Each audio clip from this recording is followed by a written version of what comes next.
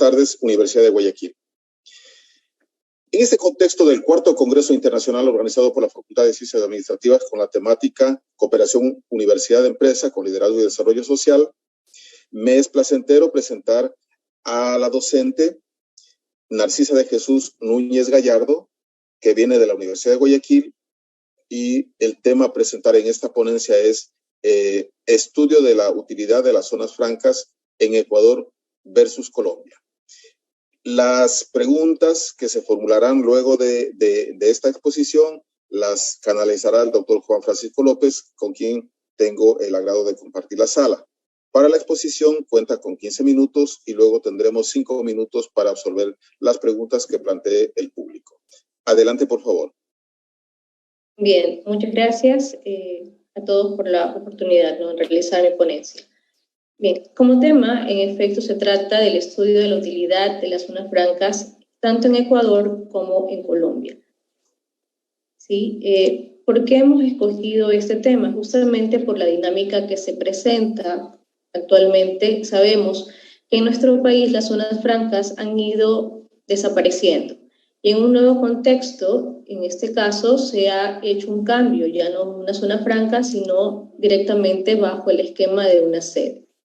¿Cuál es la problemática que nosotros, en este caso, visualizamos dentro de este contexto? Es porque no han tenido en nuestro país, las zonas francas de Ecuador, ¿sí?, esta salida, este resurgimiento, como en otros países, en este caso como Colombia, ¿por qué no se ha hecho una correcta inversión?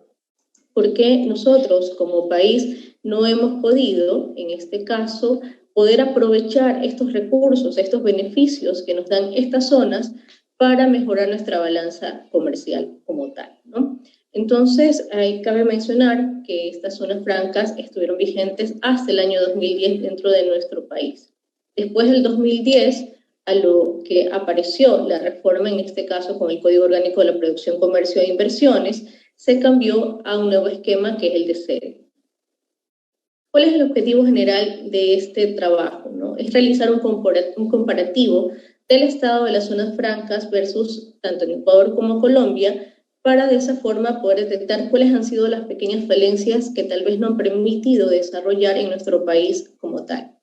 En objetivos específicos, pues definir conceptos, identificar la cantidad de zonas francas existentes, también establecer el comportamiento de estas, cómo han sido en estos años. ¿Qué es una zona franca? Una zona franca conocemos que es un área delimitada dentro del territorio nacional que, sin embargo, se realizan operaciones, en este caso industriales, operaciones de investigación, ¿sí? Y es, digamos que como un paraíso. Si yo realizo una importación hacia una zona franca, este lugar está exento del pago de tributos, no tengo que pagar ningún tipo de nacionalización por la mercancía que va a ingresar. Ya no se hace una declaración aduanera, como anteriormente se realizaba hasta el 2010, ahora solamente se realiza una solicitud de traslado entre zonas primarias que permitan el ingreso o la movilidad de estas mercancías.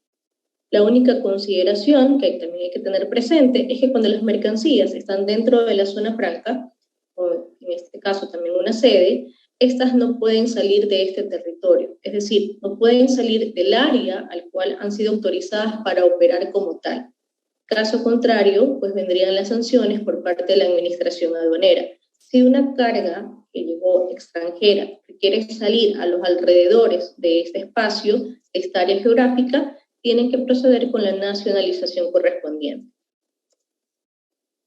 Un poco hablando de la historia de las zonas francas, pues estas se remontan, ¿sí?, desde la Edad Media, cuando algunos pueblos bálticos y asiáticos comenzaron a emplear conceptos de puerto libre, porque justamente se da o se enfoca en este caso con el tema de los puertos, porque uno de los primeros transportes que permitía realizar la comercialización eran justamente los barcos, se realizaba todo vía marítima. Al realizarse por esta vía, entonces la mayor parte de estas sedes se van situando dentro de los puertos. En el año 1959 fue cuando se funda en Barranquilla la primera zona franca en Colombia, y de esa forma estaba específicamente dedicada a la parte industrial, a la parte comercial, tanto a nivel internacional. ¿Cuáles son las zonas francas existentes? En este cuadro les he realizado un pequeño esquema, ¿sí?, de las que existen actualmente y su dedicación, como en el caso de la zona franca de Pozorja, está que se dedica a la actividad industrial, comercial y de servicios, es una exportadora de atún y tiene concesión hasta el 2023. Terminal Aeroportuario de Guayaquil también tiene la concesión de ser zona franca hasta el 2025, es una empresa de servicios. Turisfranca es una empresa turística, tiene en este caso una zona franca turística, y tiene el año de vigencia hasta el 2025, esta se encuentra en Quito. La Empresa Pública Metropolitana de Servicios Aeroportuarios, EMSA, que está también con año de concesión vigente hasta el 2025, está en Tababela, y cabe mencionar que estas tienen en particularidad que, si bien es cierto, hasta ese año es la vigencia, estas tienen que definir si van a pasar a ser una sede, una zona especial de desarrollo económico, o si van a desaparecer. No pueden renovarse porque la ley de zona franca quedó solamente vigente hasta el año 2010. Después de eso, ya desaparecieron totalmente todos estos esquemas de zonas francas, sino que quedaron directamente lo que es una sede. En Colombia, sin embargo, todavía nosotros encontramos que existen las zonas francas vigentes. Estas zonas francas que se encuentran en Colombia, son en totalidad de 11 aproximadamente, que se encuentran en Barranquilla, en Bogotá, en Cali, en Cartagena, en Cúcuta, en Tebaida, en Palmira, en Santa Marta, en Sopó y Río Negro. Las empresas, en este caso las zonas francas que se encuentran dentro de Colombia, se clasifican en dos tipos de zonas francas. Unas que son permanentes y otras que son permanentes especiales, y que estas pueden ser uniempresariales. Es decir, que dentro de una zona franca pueden existir muchas empresas, hablando de las empresas permanentes, o también nosotros, si conocemos de las permanentes especiales, es solamente una sola empresa que está dentro de una zona franca. ¿Cuáles son los beneficios de las zonas francas? En Colombia hay la deducción de los impuestos a la renta, ¿sí? Adicional a eso, se permite que las importaciones no paguen IVA ni aranceles, tampoco que las materias primas que son vendidas en cualquier parte del territorio de los usuarios de zona franca tampoco van a pagar IVA. Las compañías que se establecen en las zonas francas pueden hacer operaciones sin hacer una declaración aduanera. Los bienes vendidos en cualquier parte del territorio pagan IVA correspondientes a insumos importados. En el caso de Ecuador, nosotros también teníamos ventajas similares. Primero, que estaba en este caso coordinado o bajo la supervisión las zonas francas del CONASOFRA, que es el Consejo Nacional de Zona Franca. Ya en la actualidad, cuando ya desaparece este esquema de zona franca, pasa a sede. Esto ya lo va a liderar, o va en este caso a hacer las supervisiones, el Ministerio de Coordinación de Producción. Adicional a esto, las ventajas existentes para estas empresas eran que tanto los administradores como los usuarios de las zonas francas podían cumplir dentro de sus zonas exoneraciones en el pago de tributos si realizaban declaraciones aduaneras. Hasta esa fecha, hasta antes del 2010, había también la exoneración total de impuestos por parte de patentes. Asimismo, en caso de marcas que se requerían, tenían una concesión de 20 años, por eso es que vemos que a pesar de que hasta el 2010 estuvieron vigentes con la normativa, siguen todavía en la actualidad empresas con estas características, es decir, todavía tenemos zonas francas en el país. Los pagos que se realizan los usuarios por conceptos de servicios ocasionales a técnicos extranjeros estarían exonerados del pago de impuesto a la renta y no causarían retención a la fuente. Cabe mencionar que en el esquema laboral, estas zonas francas permiten que existan contratos por días, por semanas, y el máximo contrato que se realiza es hasta 6 meses. Entonces, un usuario, un operador dentro de una zona franca puede generar contratos a sus empleados hasta 6 meses. Después de los 6 meses tiene que proceder a la renovación, y obviamente eso también significa que tiene que proceder a cumplir todas las formalidades en cuanto al pago de la liquidación correspondiente. ¿Cuáles son los cambios actuales en la sede? Pues tanto para administradores como operadores existe la exoneración tributaria hasta por 10 años.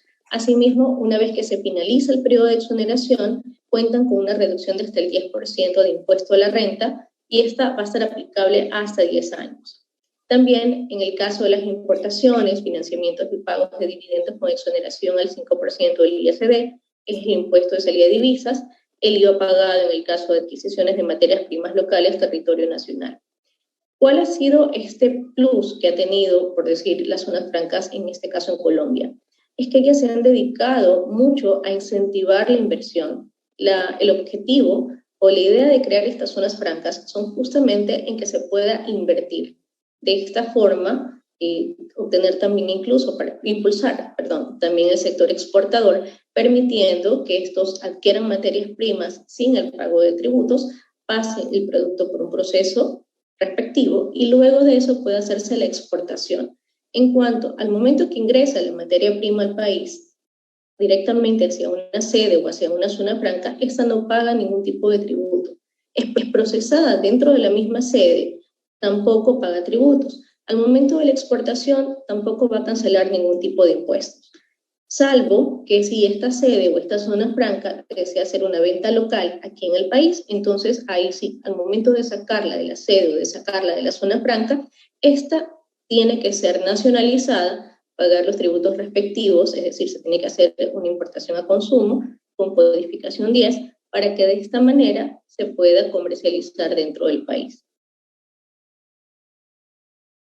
Por parte de lo que son los beneficios, como se dentro de los aranceles, es que es 0% de arancel en cuanto a importaciones, 0% de IVA en las importaciones, y asimismo también se otorga lo que es el crédito tributario, sobre todo en la adquisición de materias primas. Por eso realmente el nuevo esquema, como se está planteando, en que no genere una declaración, es básicamente copiando un modelo que también se está aplicando dentro de Colombia, pero a diferencia que Colombia mantiene su esquema de zona franca. En la actualidad, Ecuador ya no maneja ese mismo esquema, vuelvo y repito, lo maneja como una sede. Sin embargo, las zonas francas que todavía se encuentran vigentes y que tienen años de vigencia hasta el 2023 y 2025, esas también ingresan sus productos sin tener que presentar una declaración aduanera. Sin embargo, son controladas por, en este caso, el administrador de la zona franca y asimismo por las auditorías que les realiza el MIPRO para verificar que todo esté en orden. La idea de una zona franca, su creación, aparte de mejorar la balanza de pagos como tal, sí, es que se incrementen las exportaciones, es decir, mayor producción. Adicional a esto, que estas tienen que estar ubicadas en ciertos sectores que son específicamente, que deben ser estratégicos. ¿En qué sentido? Que son áreas deprimentes, áreas que usualmente son pueblos alejados, que no tienen muchos servicios básicos, y que la idea de estas zonas francas al ubicarse ahí es que ese sector renazca, que este sector nuevamente tenga un impulso económico, ya comience a desarrollarse como tal, y asimismo la generación de empleo, las personas aledañas, sobre todo dentro del sector. ¿Cuál es el método utilizado en este estudio? Pues se utilizó un enfoque cuantitativo que consistía justamente en hacer la revisión y análisis de los datos que se han ido recopilando en los diferentes sitios web. Aunque cabe mencionar que dentro de lo que son zonas francas no hay mucha información actualizada, sino más bien ya encontramos información relacionada más a sedes. Es un estudio que en este caso un enfoque cuantitativo, pues aquella en que recoge datos y analizan los datos que sean sobre las variables que nosotros estamos estudiando, las propiedades y fenómenos. ¿Cuáles son nuestros resultados obtenidos? Que en Ecuador faltan políticas claras en cuanto a la inversión y por esa razón las zonas francas han tenido que ir desapareciendo. Y hubo un cambio de enfoque con relación a la migración de estas hacia una sede, que son las zonas especiales de desarrollo económico. En Colombia, todas las zonas francas están dedicadas específicamente al área de exportación. Adquieren materias primas, las pueden procesar. Obviamente, al estar exonerado de tributos, esto lo hace ser mucho más competitivo y los precios son mucho más bajos. Hay que considerar que, de acuerdo a nuestra economía, nosotros estamos en un país que está dolarizado y que por esa razón son mucho más elevados los costos. Asimismo, el aumento de divisas y estabilidad dentro de la balanza de pagos es lo que ha captado Colombia como resultado. Como conclusiones, podemos mencionar que dentro de los dos tipos que existen de zonas francas, que en su momento mencioné, que son las permanentes y las especiales, en este caso las especiales que conocemos como empresariales, estas específicamente están dedicadas a área de salud, a área industrial, a área de tecnologías.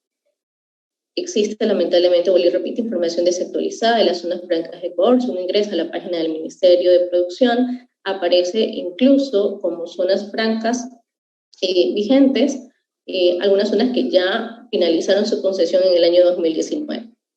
Las zonas francas en Ecuador, desde su aparición, no han sido explotadas como realmente debió haber sido, pero básicamente esto ha sido por falta de promoción en cuanto a la inversión, porque no se ha tenido conclusiones claras, en este caso que no se han puesto información clara para que los inversionistas puedan captar nuestro mercado como tal y se vuelva atractivo, ¿sí? Y adicional a esto, pues mencionar que dentro de las sedes que se han sido generadas, tenemos en este caso la de Eloy Alfaro, tenemos también la de Yachay, que fue la que comenté aquí, también en Osorja existe desde el año 2016 y adicional a eso dentro del litoral desde el 2017.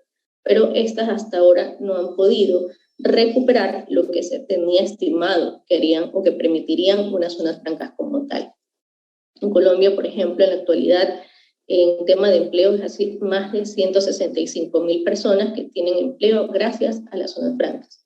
En cambio, en nuestro país todavía sigue siendo bastante lento el proceso.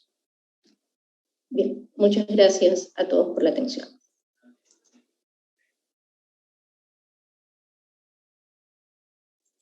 Doctor López, pasamos por favor a la ronda de preguntas. Sí, nos ha presentado una ponencia muy interesante y se han hecho varias preguntas y yo las voy a tratar de integrar en tres esenciales. ¿Qué es lo que ha determinado la situación actual de la zona franca en Ecuador? Como primera pregunta. Como segunda pregunta, ¿considera usted que se necesita potenciar o rescatar las zonas francas en el Ecuador en correspondencia con el ejemplo comparativo que nos da de Colombia, el éxito que tiene? Y tercero, ¿cómo revertir esta situación actual de la situación de las zonas francas en Ecuador para que puedan ser atractivas para la inversión y para otras cosas? Bien, bueno, el tema del tiempo también voy a sintetizar un poco, ¿no? Y creo que voy respondiendo a las tres preguntas. ¿Qué es lo que nosotros necesitamos? Establecer políticas claras para que el inversionista, en este caso, pueda tener la seguridad de que mañana no va a haber cambios en las reglas de juego, porque eso realmente ha sido un poco el temor por parte de los inversionistas, por nuestro sistema de política, de que probablemente hoy decimos algo y de que mañana el gobierno, bueno, me refiero a gobiernos también anteriores, han cambiado hasta cierto punto ciertas estrategias, lo que ha generado temor en los inversionistas en lugar de darles más amplitud, ¿no? Si yo voy a invertir en un país, sí, también necesito cierta flexibilidad o garantía dentro de lo que estoy haciendo, pero no es lo que hemos estado brindando a inversionistas y esto ha generado un poco que en lugar de avanzar haya ido retrocediendo. No es necesario que cambiemos nuevamente el esquema a zona franca como lo está manejando Colombia, porque ya con las sedes, con la implementación, en este caso de lo que se ha establecido dentro del COPSI, tenemos todo un título de facilitación, el título cuarto.